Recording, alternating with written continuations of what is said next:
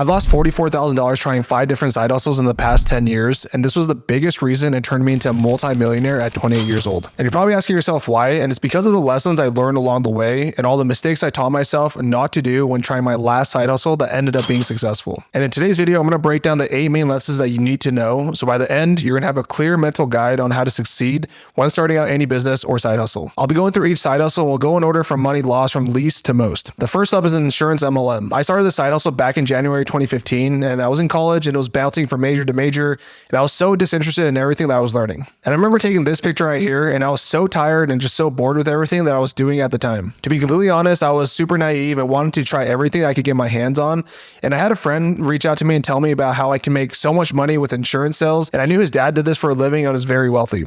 I was fed up with college and I said to myself, why not? And decided to take the next semester off, and I dove in head first. And a few things that I didn't realize before I did this was, number one, I dove in without really studying or understanding what I was even selling. And number two, I always got these weird vibes whenever I went to these recruiting meetings. It felt very cultish. There were people yelling and loudly agreeing, and if you've ever been to an MLM meeting, you know what I mean. And then number three, I later came to find out that it was in fact an MLM. If your first potential clients are your family or friends, then you should probably run the other way. But at the time, I was so motivated to get out of college that I just stuck with it. The trainings kept pushing me to reach out to multiple people in our network, aka our friends and family. So I would spend hours literally every day just reaching out to friends and family. And not only did I feel sleazy doing this, but I didn't get a lot of traction. All in all, I lost about $750 on licenses and fees. But the biggest thing that I lost out on was time.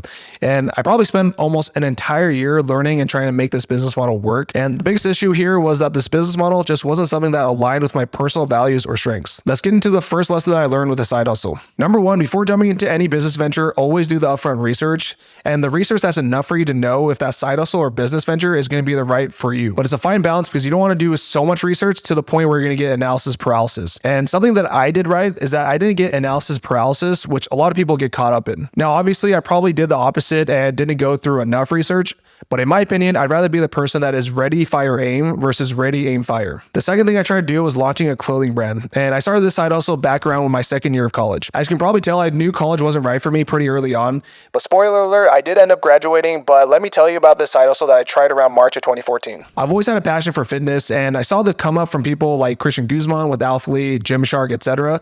And I was really inspired by these guys that had really successful clothing brands at such a young age, and I was determined to have my own successful clothing brand as well. And I felt everything aligned from my love for fitness and also gym clothes, and so I had to start this idea. And I had this idea in my head for about a year, and I was watching one of Christian's videos, and I was like, well, F it, I'm just gonna do it. Obviously, I had no idea what I was doing, but I played around with some ideas to see how the logo would look. So I was in California on a little vacation, and I was walking through Venice, and I stopped by a clothing store, and I was also really into basketball and fitness as well. So I made a little mock-up of the LeBron James logo and Bart Kwan's clothing brand of Dominate Humbly together to see how it would look. Clearly, I thought I was a genius and super jacked. So once I knew I wanted to do this, I started to Google and figure out all the logistics of everything. And at the time, I didn't even know something like Fiverr existed, so I paid a friend of a friend some money to help me create a logo. I tried looking for it, but couldn't find the actual logo, but the mock-up looked something similar to this. I also ordered some samples, and in total, I spent around $1,500 across the logo design, samples, etc.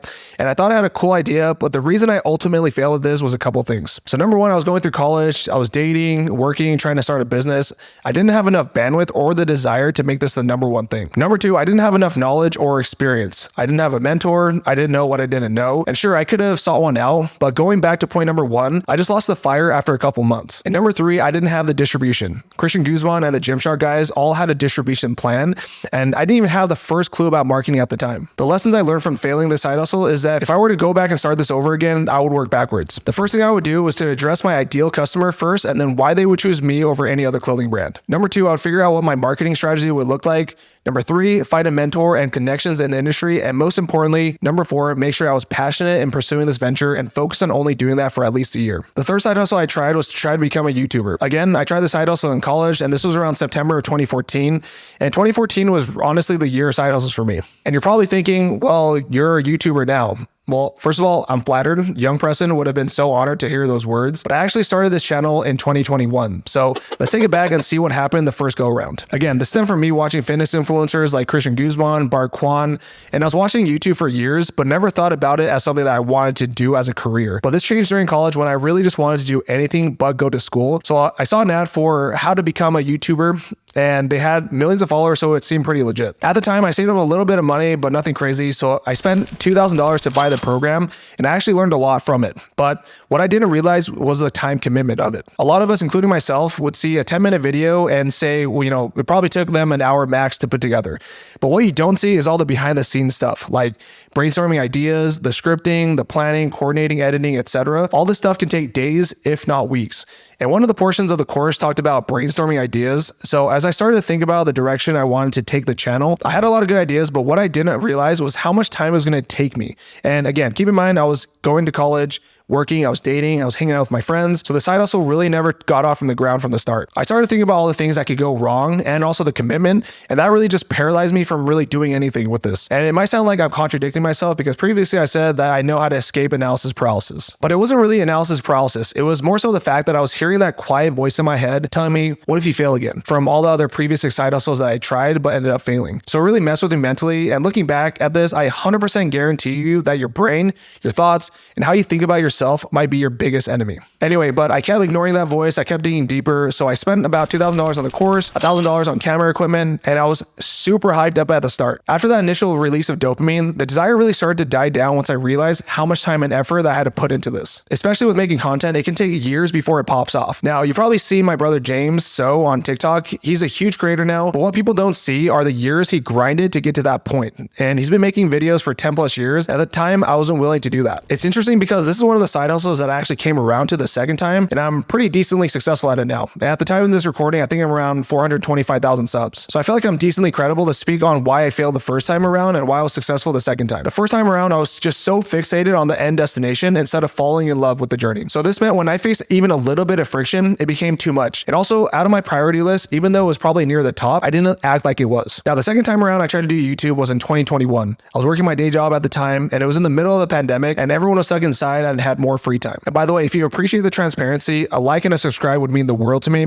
I post content like this once a week. So let's go into the fourth lesson that I learned. So getting into the next lesson, I had a lot more free time and I was happily married. And so the only things I was really focused on was my family and work. I had less moving parts in 2021, so I knew I had more bandwidth to actually pursue something like this. End of 2020, I started to think about my New Year's goals, and I've always been someone that wanted to continue evolving and getting better in all aspects of my life. So I made it a goal to post on social media for 90 days straight, regardless of the results. The next lesson I learned was having a tangible input goal. And this time around, I had a tangible input goal instead of just wanting to get to the destination. I told myself, regardless of the results, I was just going to show up every day from the get-go, which I definitely didn't do back in 2014. And this time around, I was actually going to talk about something I was passionate about and something that I had real life experience in. So that being real estate instead of just chasing views. So the combination of all these things helped me to be consistent, and the results ultimately ended up coming. In 2.5 months, I built my social media following to over 1 million followers across my platforms. The most important thing is that I was actually enjoying what I was doing. All right, so next up on the list, I tried day trading as my fourth side hustle around 2021, and this was a little bit after I started my YouTube channel. I started seeing traction on my social media, and I thought, man, I'm a genius and I can now go and start unlimited side hustles. This was in the middle of the pandemic again, and I was starting to make some decent money at my day job. I also found a good groove on my content posting, so I decided I wanted to take on more, and I was scrolling through TikTok like everyone else is doing at the time, and I started seeing all these side hustles on my feed. And one that got my attention was day trading, and I thought to myself, well, I can easily do this from home on top of what I'm already doing, so I thought it was a no-brainer. I also saw these day trading gurus flexing their Lambos and making an insane amount of money, so I decided to give it a go. And maybe it's just me, but again, I've never really suffered from analysis paralysis. If I want to do something and it makes sense in my mind, I just go for it. Keep in mind, I failed a lot of times going this route, but the feedback loop is also much faster doing this, meaning instead of sitting on the sidelines and thinking about all the possible scenarios that it could go right or wrong, I could actually learn from my real life experiences by simply doing it. One of the biggest lessons I learned is to take everything as a stepping stone rather than an excuse not to keep pushing. There's this popular quote by Alex Hormozi, and the saying goes, the work works more on you than you work on it. Meaning if you want to be the best in the world at something, you have to do the work to become the best in the world. This is also something that you can't just do by consuming content. So a quick example on this, I was at a local real estate investing association a few years back, and I'd been going to this off and on for a couple years. I kept seeing this one guy that sat up near the front, and he would always answer questions and be super engaged the entire time. And I remember turning to the person next to me who had been going for years, and I say to him, that dude must have a huge real estate portfolio. And literally as I tell him that, the organizer of the event just straight up asked the guy, how many hours per day do you work on your real estate investing business? The guy says 3 to 4 hours a day. I wake up early before work and some after work as well. And I thought to myself, yep, confirmed, this guy is a baller. Then the speaker goes, well, how many deals have you done? And the reply shocked me. The guy said 0. And keep in mind, this guy had been going to these events and had been analyzing deals for years. This just goes to show that you might think you're working on your side hustle, but if you're not actually going out there and making offers, talking to people, negotiating, and doing the things that actually moves the needle in your business, then you're just wasting your time. I vowed to myself I was never going to be that person. This time around, I did remember all the mistakes I did in the previous side hustles that I failed, so I tried to apply the lessons that I learned. I became really good at looking for guidance when I lacked the experience or the knowledge in an area, so I did some research and found a trading group that helps with day trading. I joined the group and started to dive in, and here's the thing that I quickly realized is that my strengths didn't match up to a successful day trader. Adding the side hustle on top of my family commitment, my work, real estate business, social media, etc., I started to spread myself thin. I started to notice that all the aspects of my life that were going well started to decline a bit since I was dedicating so much time to day trading. There was a ton to learn and there was a huge time commitment. Even if I had more time, I'm not someone that likes to just sit there and do a bunch of research, keep up with market news, and read charts all day. Regardless of all the negatives, I knew that day trading, you could make good money if you actually applied yourself, so I continued to jump in. Now, if you don't know about day trading, it's extremely high risk and very volatile. I put in about $4,000 plus $700 I spent on education. Another thing with day trading is you need to make fast and calculated decisions. And I just didn't have the bandwidth in my day to do that, so needless to say, I ended up losing my entire $4,000 I put in. And a few months later, I heard the story from Warren Buffett, and it changed the way I invested in the stock market forever. Now, if you don't know Warren Buffett, he's one of the richest men in the world, and he made a $1 million bet with a hedge fund that actively manages their funds that he could outperform their returns over the course of a decade with a stupid, simple strategy. His strategy was investing in low-cost index funds that track the S&P 500, and over that 10-year period, Warren Buffett's Vanguard S&P 500 index fund annualized a 7.1% return from 2008 to 2017, and the hedge fund's annualized rate was 2.2% after fees. So this is what I personally do with my stock portfolio now, and it's way easier and way less stressful. And if I'm being honest, even today, I would personally never try day trading again. The general conclusion I got from day trading is that no amount of money is more valuable than your time, because you still end up trading your time for money. And I wanted to focus on a side hustle that I can eventually automate and delegate and also spend as little time as possible on it. Now that I have a wife and family, I want to be spending time with them and do what I truly love doing. All right, so the fifth side hustle where I lost the most amount of money was drop shipping. I tried this around the beginning of 2022. This particular side hustle I wanted to try because I started seeing how these people were getting these automated e-com stores that were making several thousands of dollars per month in profit. I wanted to try this because at this point I had a decent amount of money saved up, and the promise from the specific guru was that they would set up everything and then split the profit 50-50. I thought to myself, why not? It's automated and I don't mind giving up 50% as long as it's pretty passive. I did a bit of research and I've always heard of people making money doing dropshipping, as it's been around for a while now. And I also like the transparency from this particular guru. They talked about how if the store gets shut down, then they would go and create another one at no cost. They had a full-time person looking over things as well. And even though it was supposed to be passive income, I still had to dedicate a good amount of time setting up the entities, the back-end software, getting lines of credit secured, and that ended up taking a good amount of time for a month or so. I wasn't involved heavily in the day-to-day after that. I would just get updates from my rep here and there. I would also get monthly P&L statements to see how the store was doing. And I knew the first couple of months were going to be the ramp-up period, so I was okay losing some money, but the biggest concern that I had was that we were consistently in the red month after month. My credit card bill started stacking up, but I didn't have enough income to offset that. So obviously, once I started seeing this, I wanted to get involved to see what I could do, but I really didn't know and have enough knowledge to even know how to turn the ship around. So that is a huge lesson I learned, and I would say to people when starting a side hustle, always try to be in the day-to-day of it for a period of time so you understand the business. And that was my biggest mistake here. So either I just trust the operator that he's going to turn around, or I need to pull the plug. All in all, to get the business set up and the amount of money I lost from actually running the store, I lost about $35,000. And the biggest reason I failed is because, again, I should have taken it upon myself to dig more into the day-to-day operations. I just trusted the company would know what they were doing, but they might have gotten overwhelmed servicing a bunch of stores and didn't have enough bandwidth. Until this day, I'm still not sure the reason why it failed. If I were to start this again, I would purchase a course from someone that is trusted in the industry and be in the day-to-day of it at the start and actually create a successful store myself first before I outsource the operations of it. At this point in my career, time is my most valuable asset. Alex Hormozi always talks about paying for expertise. If I can pay someone a few $1,000s of their 10 years of experience and knowledge and condense that into a few hours, I would be stupid not to. Well, these are the stepping stones that ended up turning me into a multi-millionaire by the age of 28. So let's recap the 8 lessons I learned so you have it in one place. Number 1, before jumping into any business venture, always do the upfront research. Number 2, the 4 principles related to the clothing brand side hustle.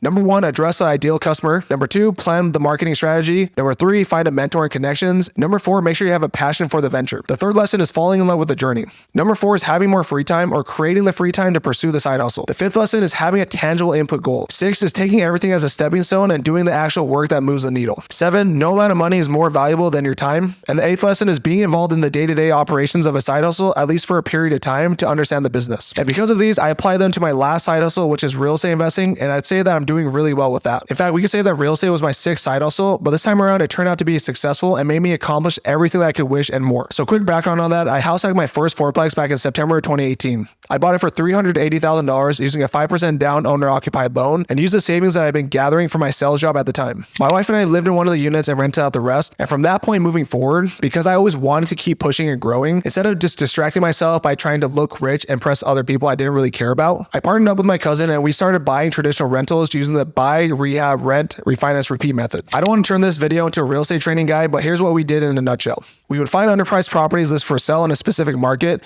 Then we look at comparable properties to see if the subject property would appraise for more or around the same after we did all the rehab. Then once fixed up, we would rent out the property and then we go to the bank and do something called a cash out refinance. In most cases, we would use private money lenders to fund each real estate deal. So we would do that to pay off the lenders, pay ourselves for the repairs, and even get some left over after closing. We continued to do this strategy, and with nonstop grinding, we now have 40 rental properties and have a total of about $12,000 per month in cash flow. We split this 50-50, so my cash flow is $6,000 per month, not to mention the equity and the appreciation we've had from these properties since then, which is in the millions. And to put the cherry on top, in 2021, I could say that I started my seventh side hustle where I could keep doing real estate but take a different approach. Instead of buying traditional real estate and doing what everyone else is doing, I discovered something I like to call the bridge method. It's where you find properties listed for rent, and again, instead of trying to buy the property, I'll reach out to the landlord and ask them if they're willing to let me rent it out myself, or in other words, become a second landlord. And the promise was I would pay them monthly rent on time, plus I would give them free property management. And again, I don't want to make this a real estate video, so I'm just going to go over this at a high level picture. I'll convince the landlords to let me do that, and then I would turn that same property into a short-term rental by adding in better furniture, amenities, and then I'll list it on platforms like Airbnb, VRBO, Booking.com, etc. I would get guests in there, I would pay the rent and other expenses, and then the rest was take-home profit for me. And because of all the lessons I learned from my failed side hustles, when I launched my first short-term rental, in the first 30 days, we did $15,000 in revenue and about $9,000 in net cash flow, which is an insane amount of cash flow from just one property, considering it was more than all the cash flow I was making from my 40 traditional rental units at the time. Plus, I really liked the amount of time and work I was actually spending into maintaining this one short-term rental, because once I had all the systems and processes set up in place,